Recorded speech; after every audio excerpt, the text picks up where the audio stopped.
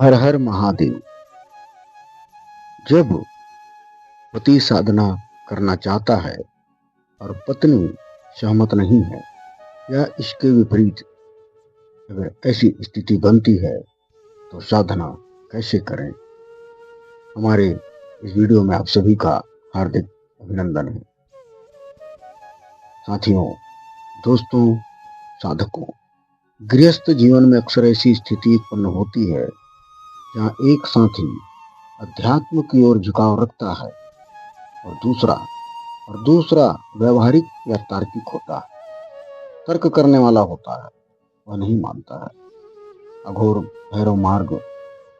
भैरव मार्ग मनाना सिखाता है, दोस्तों, दबाना नहीं।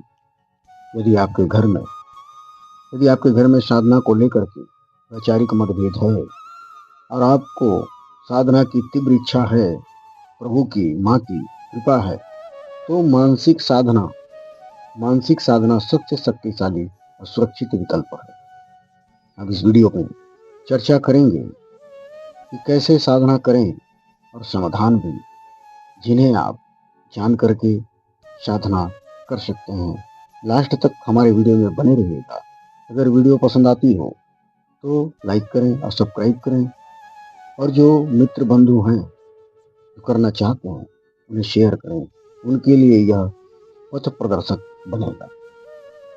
देखिए दोस्तों, जब बाहरी कर्म कांड आपके माला, दीपक, आसन संभव ना हो, कुछ भी संभव ना हो, तब अंतरयाग यानी आंतरिक यज्ञ की शुरुआत होती है। आंतरिक यज्ञ, मानसिक साधना क्या है, सबसे पहले हम आते हैं इस पर। अघोर तंत्र के अनुसार दोस्तों, शरीर को ही मंदिर कहा गया और आत्मा ही शिव है।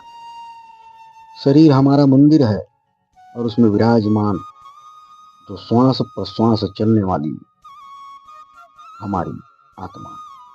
मानसिक साधना में आपको किसी बाहरी उपकरण की आवश्यकता नहीं होती, बिल्कुल नहीं होती।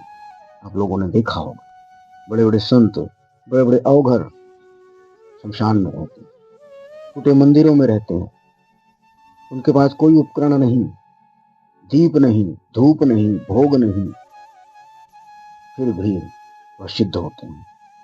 और भगवान भैरव भाव के भूखे हैं, विधि के नहीं। वे आपके भाव के समर्पण के भूखे हैं, विधि विधान नियम उन्हें नहीं चाहिए। द साइलेंट प्रोसेस दोस्तों, मानसिक जप की विधि। यदि आपके जीवन साथी को माला जपने में आपत्ति है, आपके पूजा पाठ में आपत्ति है, तो आप अजपा जप का सहारा लें। अजपा जप, सांस प्रश्वास साधन। सांस लेते समय मन में ओम और सांस छोड़ते समय भैरव का स्मरण करें।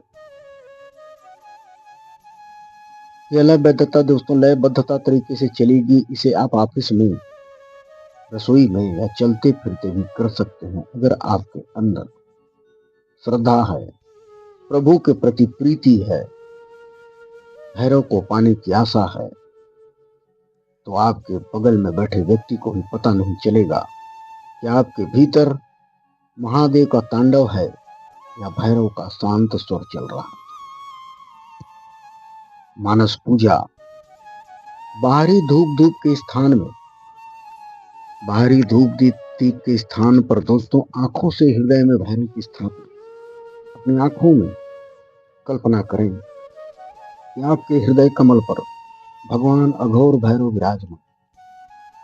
मन की श्रद्धा का जल उन्हें अर्पित करें, विश्वास के पुष्प चढ़ाएं और शांति की धूप जलाएं। शास्त्रों में माना गया है कि मानस पूजा का जो फल है दोस्तों, बाहरी पूजा से करोड़ों गुना अधिक होता है, क्योंकि इसमें एकाग्रता उच्चतम होती है। और मौन का कवच।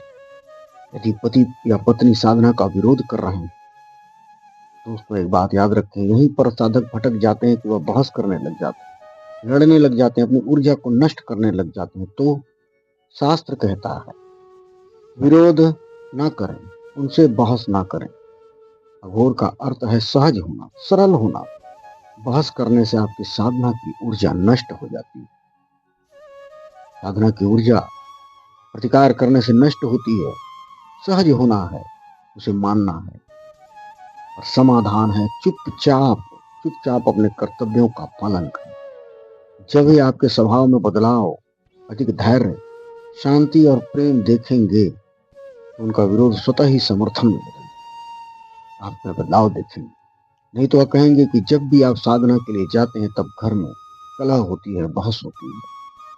वो देखेंगे कि आपके स्वभाव में बदलाव, कितना धैर्य है, कितने शांत हो चुके हैं और कितने हमसे प्रेम करते हैं। उनका विरोध आपके समर्थन में बदल जाएगा और वह स्वयं आपका सहयोग करने लगे। और सेवा को ही साधना बनाएं। अघोर भैरव केवल शमशान में नहीं बल्कि दीन दुखियों की सेवा में वास करते। यदि पति या पत्नी साधना करने नहीं दे रहे तो उनकी सेवा को ही भैरव सेवा मान लें। अपने जीवन साथी की जरूरतों का ध्यान रखें और घर में शांति बनाए रखना भी एक बहुत बड़ी तपस्या है दोस्तों। और साधना, जब इस प्रकार से आप साधना करेंगे तब आपको होने वाले 5 दिव्य अनुभव, जब आप मानसिक या गुप्त साधना करते हैं तो कुछ समय बाद आपको ये संकेत मिलने लगते हैं जो मैं बताने जा रहा हूं दोस्तों। यह कोई सामान्य अनुभव नहीं, एक गृहस्थ के लिए किया गया सर्व सिद्धि है। पहला, अनाहत नाद। एकांत में बैठने पर आपको कान में घंटी या शंख जैसे हल्की ध्वनि सुनाई देने लगी। सुगंध का एहसास बिना किसी इत्र अगरबत्ती के जलाए। अचानक अचानक आप अपने आसपास चंदन या चमेली की दिव्य खुशबू महसूस करेंगे। तीसरा, आपकी दृष्टि में बदलाव। आपको लोगों के चेहरे के पीछे छिपे उनके असली भाव, उनकी एनर्जी, उनके भाव जो असली उनके हृदय में चल रहा होगा, दिखने लगेंगे। आप दूसरों के दुखों और विचारों को बिना बोले समझने लगे। और चौथा, समय का बोध खोना। जब आप अजपा जप करेंगे, मंत्र जाप करेंगे तो मंत्र जप करते समय आपको पता ही नहीं चलेगा कि कब आधा घंटा बीत गया, कब 1 घंटा बीत गया, कब पूरा दिन निकल गया। यह गहरी समाधि की प्रारंभिक अवस्था है, प्रथम अवस्था। और 5वां, अभय मुद्रा।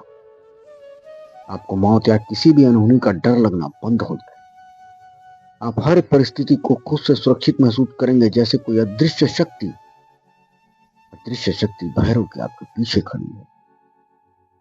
याद रखें दोस्तों, साधना का उद्देश्य परिवार को तोड़ना नहीं बल्कि उसे जोड़ना है। यदि आपकी साधना से घर में झगड़ा बढ़ रहा है तो समझ लीजिए आप सही मार्ग पर नहीं है।